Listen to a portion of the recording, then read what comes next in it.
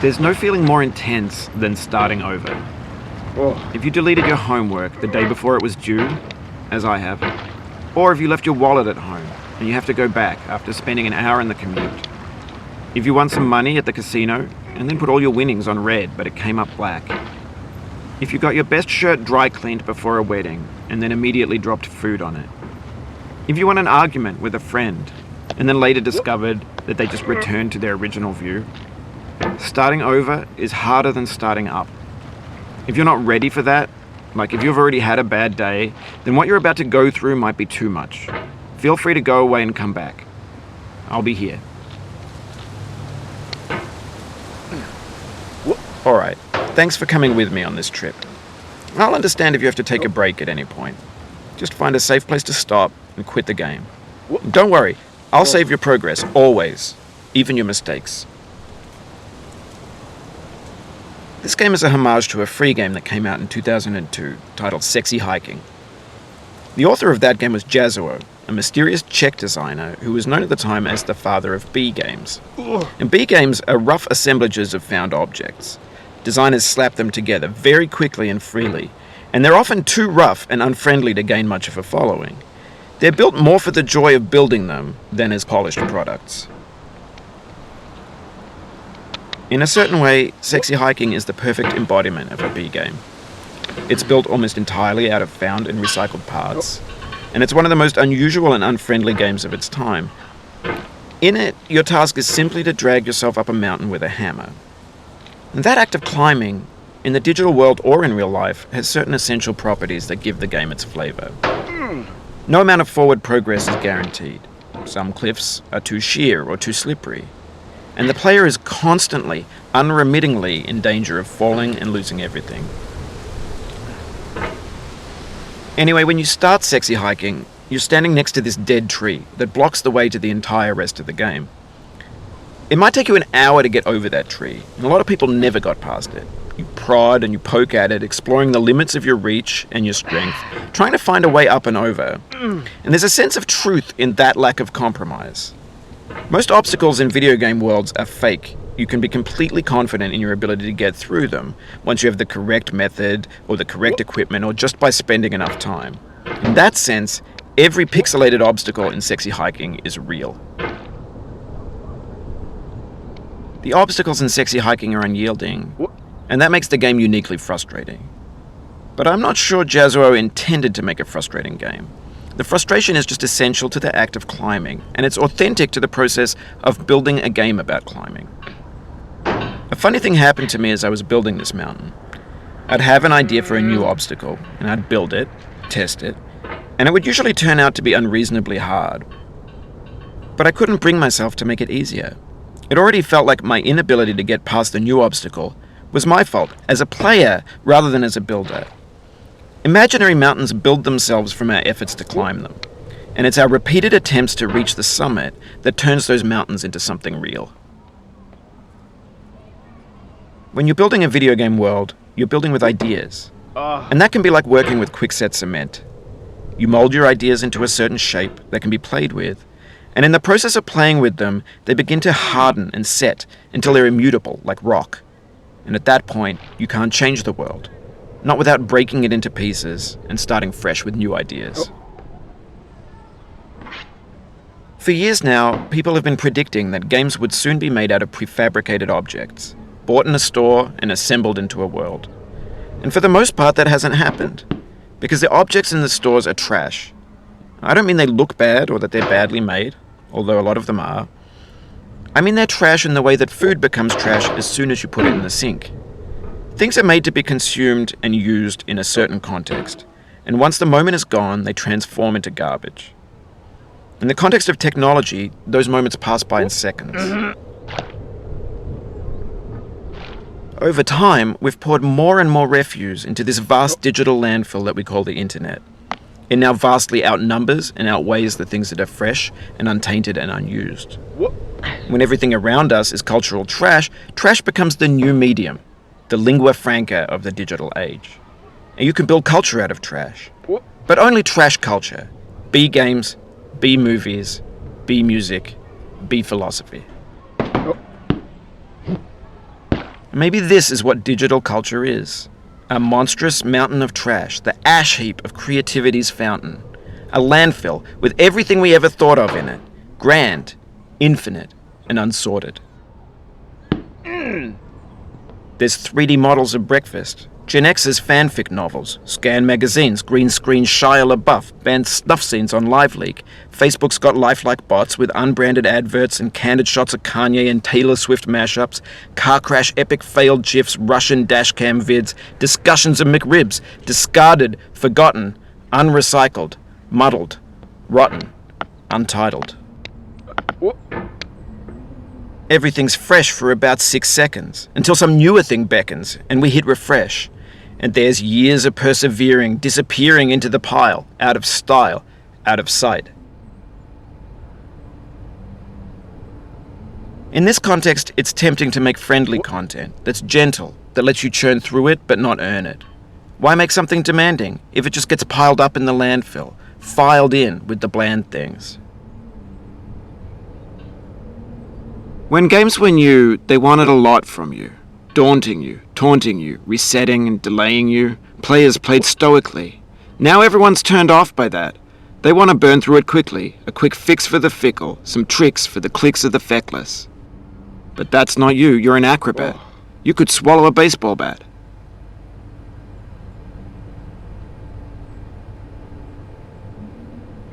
Now I know, most likely you're watching this on YouTube or Twitch, while some dude with 10 million views does it for you, like a baby bird being fed chewed up food.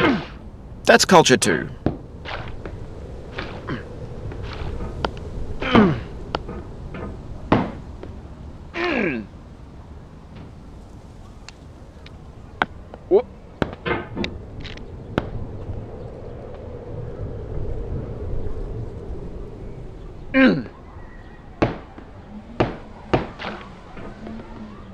Oh, you just lost a lot of progress. That's a deep frustration, a real punch in the gut.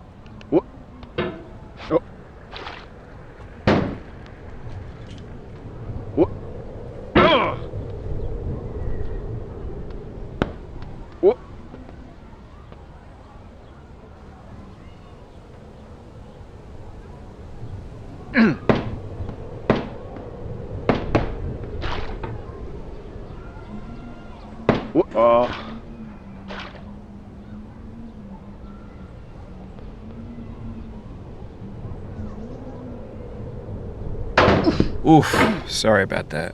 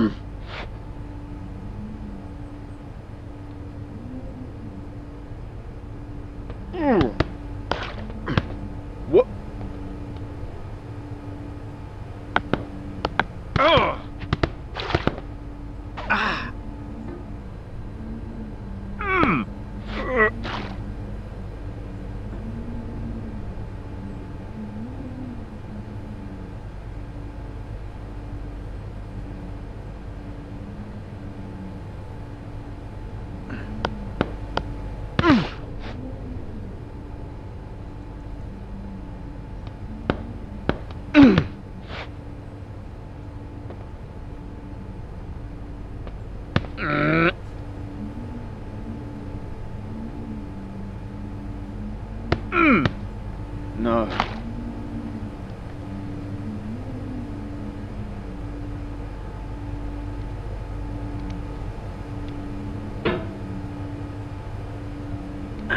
What?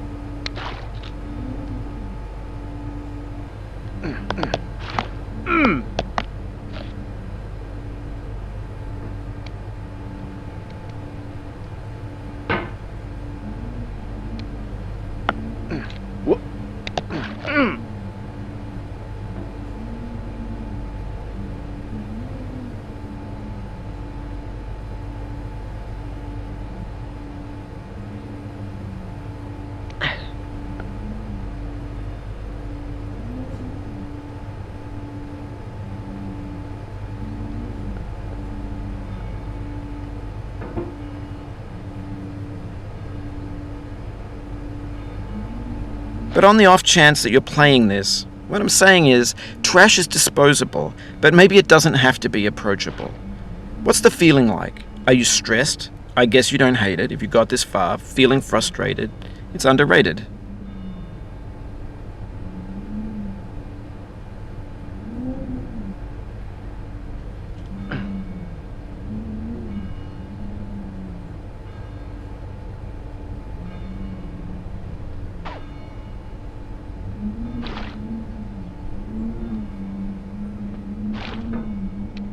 An orange is sweet, juicy fruit locked inside a bitter peel.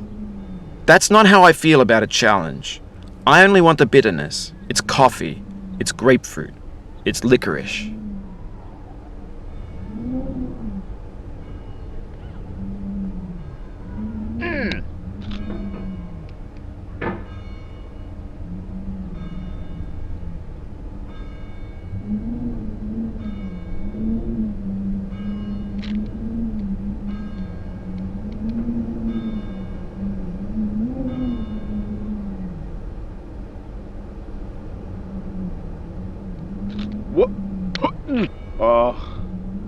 Oh, it happened again.